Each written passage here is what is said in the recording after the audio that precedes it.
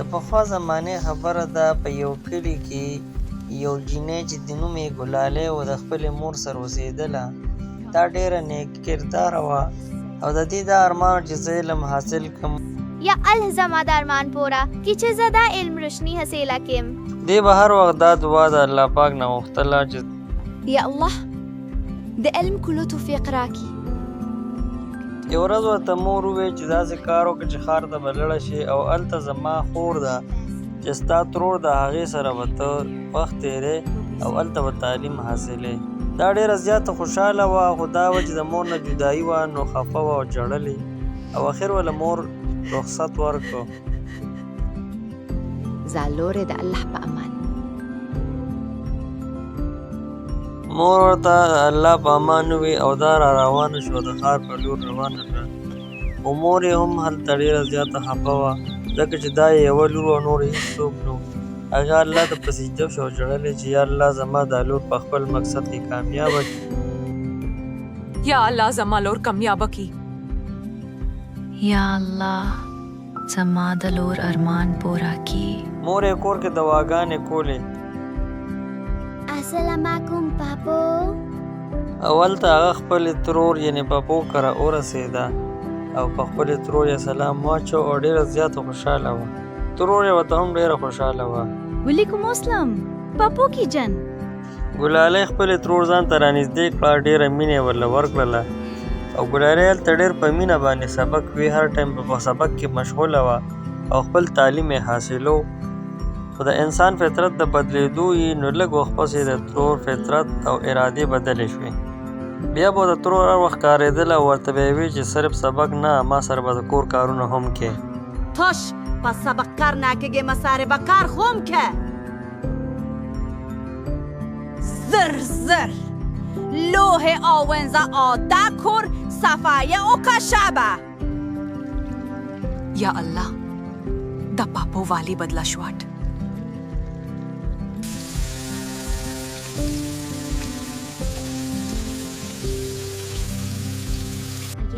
ګلالۍ به د سبق سره سره د کور ټول کارونه هم کول، جامې به یې اینځلې او لوښي به یې اینځل او کور به یې صفا کو، تر دې چې د کور فرشونه به یې ټول صفا کول.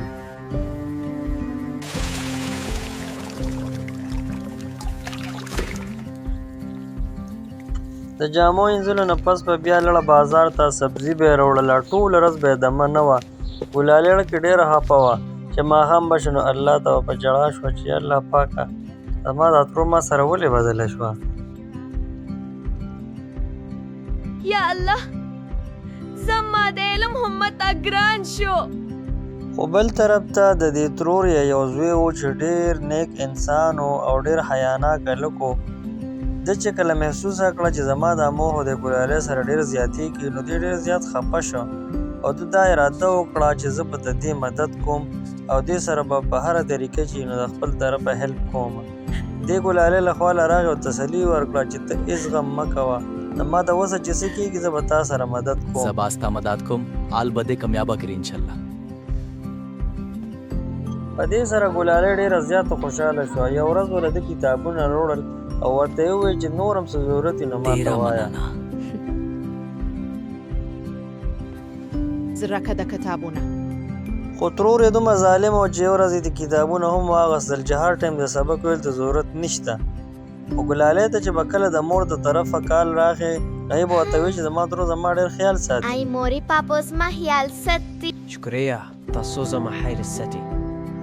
ګلالۍ په دې خوشحاله وه چې که چېرې ترور یې ظالمه ده خو د هغې زوی رحمدله دی او هغې سره مدد کوي.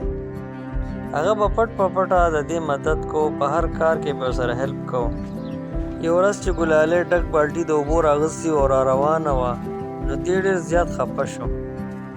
تا گلالیلا اور نو خوشحاله باشه. یا الله شکر دې چې زما دی مدد کوي. ګلالۍ به ټوله ورځ کار وکړو، د شپې چې به د ودو کېدو وخت شو نو هغه به کېناسته او خپل تعلیم او سبق پې حاصلو. په امتحان دې ځای کې لا ختم نو. اوس یې پې ترور یو بل الزام ولګو. زما د زوینه صبر شګوري هبادر لنایم. هغې دا نه خوښوله چې د دې زوی د ګلالۍ مدد وکړي په دې وجه به یې په قسمه قسم الزامونه لګول چې دا په څه وجه د دې کوره اوس لړه شي. او بیا هغه غرض هم راغله چې د خپلې ترور دا ګلالۍ د کوره وشړله او ورته یې ویل چې په دې طرف باندې بیا را نه شي. ګلالۍ ډېره زیاته خفه وه، په اخر دا چې واپس راغله. او بل طرف ته د ترور زوی چې و چې نوم یې ریحان و، ریحان چې کله خبر شي چې ګلالۍ دې شړلې ده نو ډېر زیات غوسه شو او مور ته یې ویل چې دا تا هغې سره ډېر ظلم وکړ چې تعلیم یې نیمګړی کې پاتې شو او تا د خپل کوره وشړله. او دی هم ورته وویل چې که چېرې هغه په دې کور کې نه وي نو زه هم نه یم، ځکه چې ده هغې سره ډېره زیاته مینه کوله او دا خبره یې نن مور ته صفا وکړله. او بل طرف ته ګلالۍ په لار را روانه وه او خپل کور ته راورسېده. یا الله شکر د شرور سازم. او اخر ګلالۍ خپل کور ته راورسېده او چې کله کور ته دننه ورننوته نو مور یې ډېر په خوشحالۍ سره د هغې استقبال وکړو او ډېره خوشحاله شوه. او ګلالۍ چې کله خپله واقعه مور ته بیان کړه نو مور یې هم په ژړا شوه او ګلالۍ هم ژړل. خو مور ورته چې بچې صبر کوه او د صبر میوه هغوی تاله به الله پاک د دې بدله ضرور درکوي.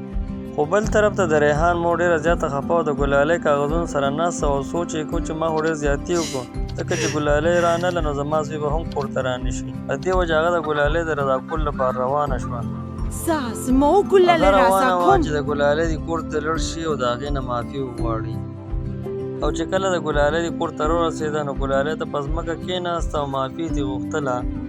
خو ګلالۍ ورته وویل چې نه ترورې هېڅ خبره نه ده، ما ته معاف کړې. پاپا ماما افکاری ہے.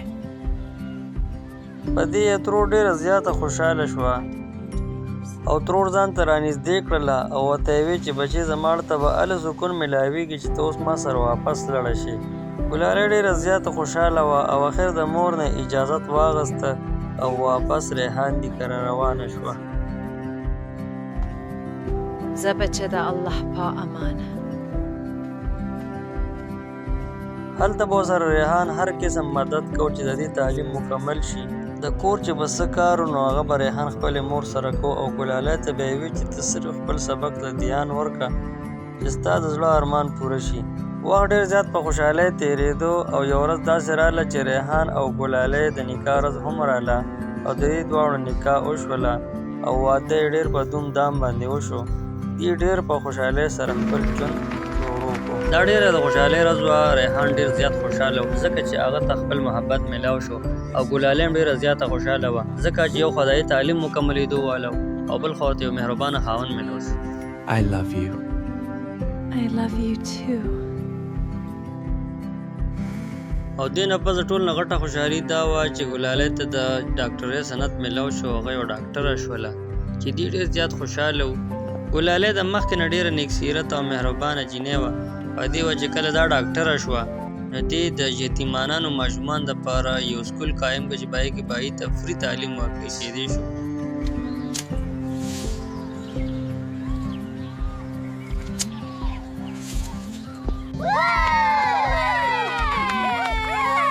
د داسې نورو اخلاقي کیسو دپاره چینل سبسکرایب کړئ.